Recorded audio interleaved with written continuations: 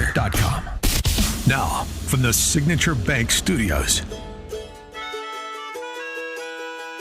If you're looking for the latest news, insight into what it means, and the sharpest opinion, there's only one station in Chicago where you can turn, and it's this one. We're AM 560. The Answer.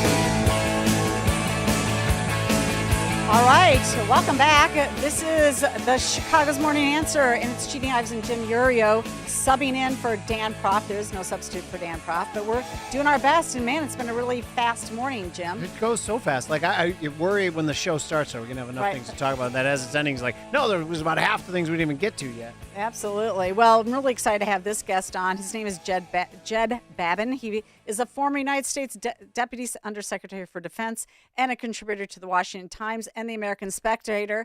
He joins us now. Jed, thanks so much for coming on. Well, thanks for having me. So a couple things I wanted to talk about. First of all is your article, Gun Control Gone Mad, Virginia Governor Spanberger has lost all common sense. And then I do want to turn to what you write about very well, and that's the international situation and what Trump's doing. In particular, I picked out your Two Regimes, One Reality article that you just wrote for American Spectator, why Cuba's untouchable and Iran is not. I think these are both really important topics to discuss. But first of all, like Spanberger, gun control. I mean, you're right. She's lost all common sense. Well, she ran as a moderate, and she's basically performing as Joe Biden in a blonde wig. I mean, this is not the governor that we would want in any respect. But, you know, the people chose, and the people are now going to have to deal with it. The gun control measures that they are passing, I don't think they passed all of them yet, but they're trying to get things like, for example, you'd have to get a permit from the state police in order to buy a gun. That's got to be unconstitutional in several different ways. Number two, the assault weapons ban. These people don't know an assault weapon from an M2 machine gun. You know, it's just really insane that they're even trying to regulate guns like this. And the magazine ban, they're trying to limit magazines to 10 rounds. And basically what that's going to do is turn everybody in Virginia who owns a more than 10 round magazine into a criminal overnight, because they're not going to make it retroactive. They're going to make it retroactive. They're not going to, they're not going to grandfather in any existing magazines that you've got. So it's insane. It's going to be overturned by the courts, but these people don't really care. I mean, they're not interested in making people safer. That's the point. Speaking of that, can I interject with something? Did you see the Sure, the Ohio law that was changed in 2023 where you no longer needed a permit to conceal? You needed a permit for owning a gun, but no longer needed a permit to conceal. In 8 of the cities in Ohio, gun crime, 6 of those 8 cities where it was instituted, gun crimes went down, not up. Do you find that surprising or no? No, of course not. I mean, an armed citizen is a best defense against, you know, an intruder, a mugger, whatever. I mean, you know, it's the old story. When when you need them, the police are only minutes away. That's right. The seconds count. Yeah, exactly. But I mean, listen, quite frankly, none of this seems unreasonable to a Democrat majority in Illinois, in Springfield, to Governor Pritzker, because we've done all these already. We've already legislated all this stuff. You have no gun rights in the state of Illinois, essentially. And it is being litigated. It's taking years to go through the court system, but that's the process is the punishment, right? So this, Illinois has done all of this already. And that's why, insanity needs to come to the other states so that they stop what the Democrats are doing, because maybe more pushback in Virginia will lead to more pushback in Illinois. Well, I hope so. But, Jeannie, you just hit the right point. I mean, the precise point is the process is the punishment. You know, these laws are going to be on the books for 2, 3, 4 years until they get overturned by the Supreme Court. Mm-hmm. And that's the problem. Who's going to enforce them? Well, maybe most of the police forces will. I'm sure that you don't have police forces in Virginia that are not going to enforce the law. So this is a real big problem. This is not the kind of thing that we would want from any governor. And, you know, it's just what you get when you vote for Democrats. It's just that simple. Well, just wait. It's going to get better. I mean, Illinois, they filed legislation now to require that gun owners have liability insurance. And in case if these are legal gun owners have to have liability insurance. They have all these lockup rules now with guns. If any minor whatsoever comes over to your house, you have to have all your guns locked up.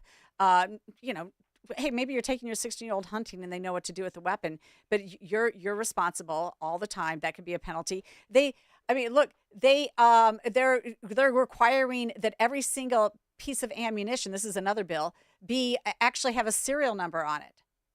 This is insanity.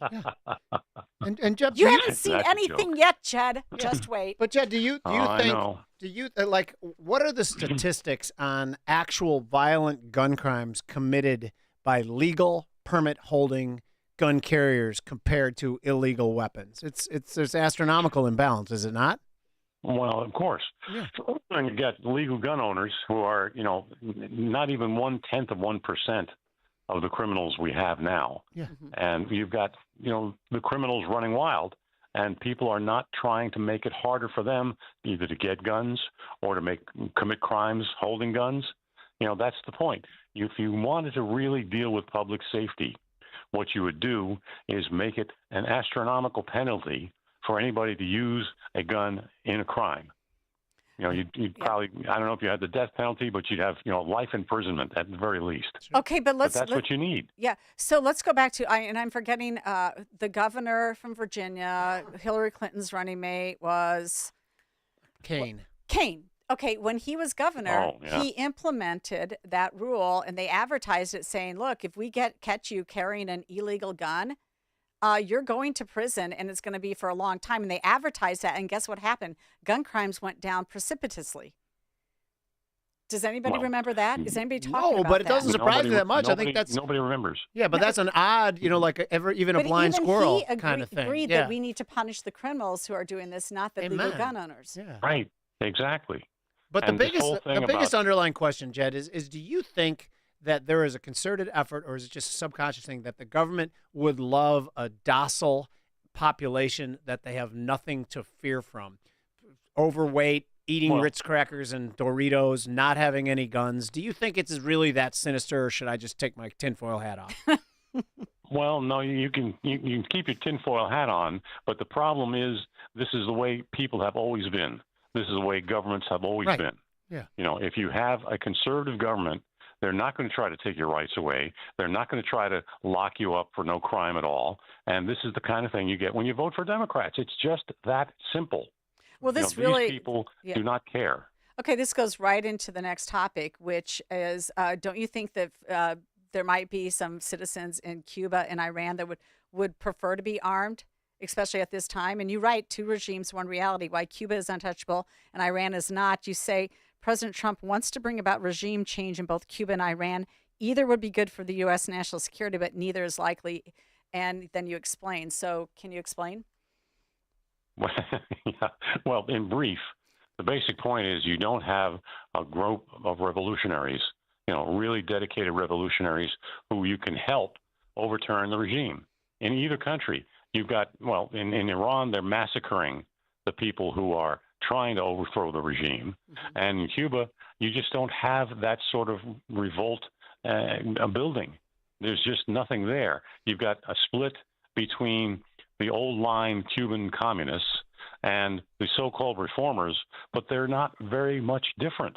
So, and in Cuba, there's no population to really revolt and create a revolution. It's that simple. It's that sad, and it's that simple. In Iran, they're killing the revolutionaries. In Cuba, they just don't have them. So you don't think specifically in Iran that they are going to be able to, weather the brutal onslaught that is happening, the killing, and actually take back their country? I don't think they can unless we intervene militarily. I think we have had proof enough over the past 43 years since the Marine barracks bombing in Beirut. We have more than enough proof that Iran is a threat to our national security. And in my view, it's kind of high time that we do something about it. Further negotiations with Iran are just appeasement. They're not negotiations. We have to get rid of these negotiations. We have to stand up to these people, and we, quite frankly, have to bomb the living snot out of them. Wow. And will that happen? I mean, he's put out a red line, and apparently that red line's been crossed, and no action yet. Well, and that's the problem with Mr. Trump.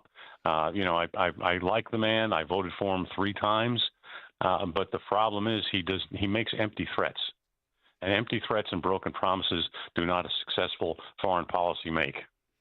Can we pivot back to Cuba for 1 second? So, because it was New Year's Eve, 1956 stands out, if that's correct. I don't know, but anyway, it's been 70 years where they've had the ability to see where communism takes them, and 70 years that the Cuban population and people do nothing about it.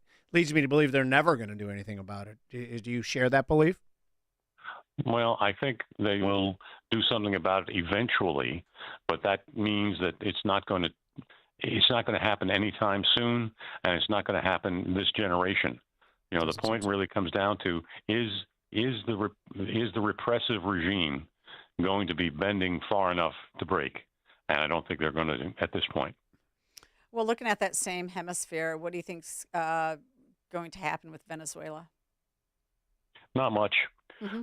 Delcy Rodriguez is a Madurist. She helped him do everything from export illegal oil to Cuba to basically let Hezbollah, the Iranian proxy terrorist force, run wild in the streets and in the jungles of Venezuela for 20 years. These people are not going to change, and Delcy Rodriguez is not a good vehicle for change. And Maduro, will he get prosecuted? Yeah, I don't think so. I think he's probably going to be sitting there in a palatial hotel room and supported by whoever knows, whatever oil income they can get from wherever. Can we pivot to Greenland for a second? Because you wrote an interesting article about that, Jed. So I had on my show, The Future's Edge, we had Tony Nash, who's a great international businessman and strategist now who provides it. He talked about Greenland, and he talked about its comparisons to the early 1900s in the Panama Canal and how it's really, really a very sort of similar thing. And the fact that the left kind of characterizes that anything that Donald Trump does is completely outlandish and outrageous, and it just is further evidence to them that he's insane. Greenland is not a particularly insane desire for the president. As a matter of fact, he's the 4th president in line to have expressed desire for Greenland and about how we can go around taking it over. Do you think Greenland is an important piece of international security for us? Do you think it's going to happen? What do you think? Well, I think, number one, that's the kind of place that I was threatened with being sent to if I screwed up when I was a young Air Force officer. Imagine, right, yeah. The average temperature at Thule, Greenland is 12.